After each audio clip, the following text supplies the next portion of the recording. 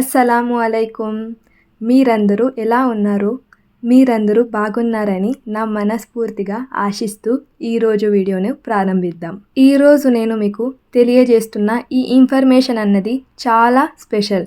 ఎందుకంటే 10 మందిలో 8 మంది కంటే ఎక్కువగా ఫేస్ చేస్తున్న ఒక common problem irregular periods. Irregular పీరియడ్స్ని ఈ వీడియోతో ఇంకా చెక్ పెట్టేయండి. ఎందుకంటే ఈ వీడియోలో నేను 100కు 100% గ్యారెంటీగా ఒక మంచి ఇన్ఫర్మేషన్ను మీకు తెలియజేస్తున్నాను.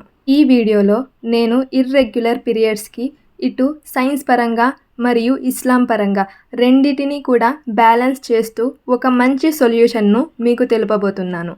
కాబట్టి వీడియోను చివరి వరకు కూడా చూడండి. ఏ పాయింట్ మిస్ అయినా కూడా సరైన రిజల్ట్ అన్నవి రావు. కాబట్టి ఇంకా దీని యొక్క పరిష్కారాన్ని మొదలు పెడదాం.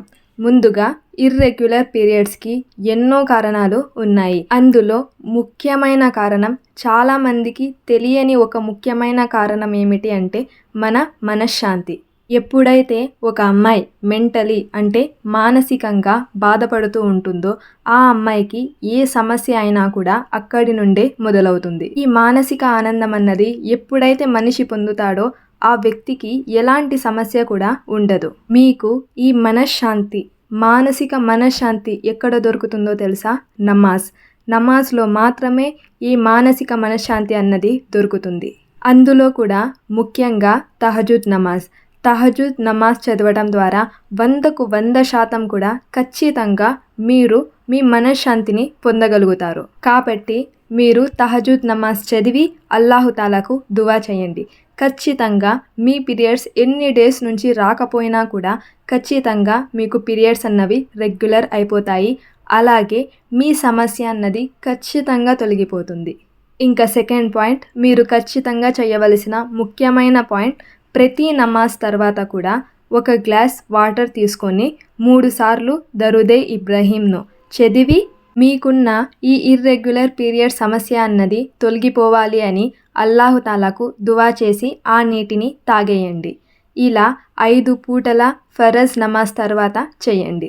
ఇక్కడ నేను 5 పూటల నమాజ్ అన్నది ఎందుకు మెన్షన్ చేస్తున్నానంటే, మనం ఎప్పుడైతే 5 పూటల నమాజ్లో ఏదో ఒక పూట కానీ 5 పూటల కానీ నమాజ్ చదవమో అక్కడి నుండే మన సమస్యలున్నవి మొదలవుతాయి.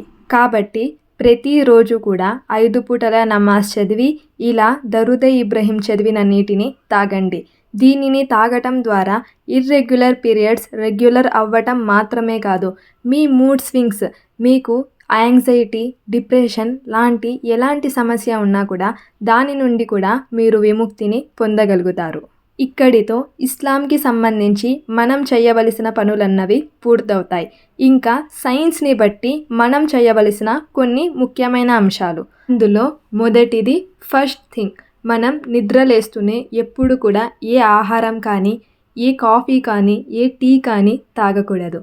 మార్నింగ్ మనం ఫస్ట్ థింగ్ పరకడుపున ఎప్పుడు కూడా వేడి నీటిని తాగాలి.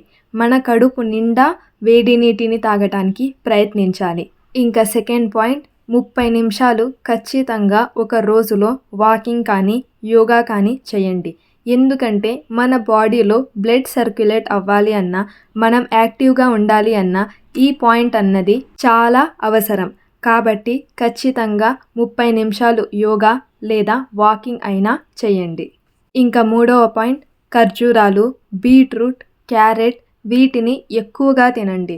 వీటితో పాటు ఆకుకూరలు, పండ్లు మరియు వెజిటేబుల్స్ అన్నిటిని కూడా ఎక్కువగా తినండి. ఇంకా ఫోర్త్ పాయింట్, సాయంత్రం 7 గంటల లోపలే మీ ఆహారాన్ని అంటే మీ డిన్నర్ను తినేయడానికి ప్రయత్నించండి. అంటే మగరిబ్ నమాజ్ తర్వాత మీ డిన్నర్ను తినేయండి. ఎందుకంటే ఇలా చేయటం ద్వారా మీరు పడుకునే సమయానికి మీ ఆహారం అన్నది జీర్ణమైపోతుంది. కాబట్టి మీరు వెయిట్ గెయిన్ అన్నది అంటే బరువు పెరగకోకుండా ఉంటారు. అలాగే మీ అధిక బరువును కూడా తగ్గించుకోగలుగుతారు. ఇంకా నెక్స్ట్ పాయింట్, ఇంపార్టెంట్ పాయింట్ ఏమిటి అంటే చక్కెరను మీ జీవితంలో నుండి తీసేయండి. చక్కెరకు బదులుగా మీరు బెల్లంతో చేసిన కాఫీ, టీలను తాగవచ్చు. అలాగే బెల్లంతో చేసిన ఎలాంటి స్వీట్స్ అయినా, ఏ విధమైన ఆహార పదార్థాలను అయినా కూడా మీరు తినవచ్చు. ఇంకా నెక్స్ట్ పాయింట్, 4 రకాల గింజలను తినడాన్ని మీ జీవితంలో అలవాటు చేసుకోండి. ఆ 4 రకాల గింజలలో మొదటిది అవిసె గింజలు, రెండవది ప్రొద్దుతిరుగుడు విత్తనాలు, మూడవది నువ్వులు, నాలుగవది పుచ్చకాయ విత్తనాలు. ఈ 4 గింజలను మీరు ఏ విధంగా తినాలి అంటే, మీరు పీరియడ్ అయిన ఫస్ట్ డే నుంచి నెక్స్ట్ 15 రోజుల వరకు అవిసె గింజలను మరియు పుచ్చకాయ గింజలను ఈ రెండిటిని కలిపి 1 టీ స్పూన్ అన్ని మీరు డైలీ కూడా తినాలి.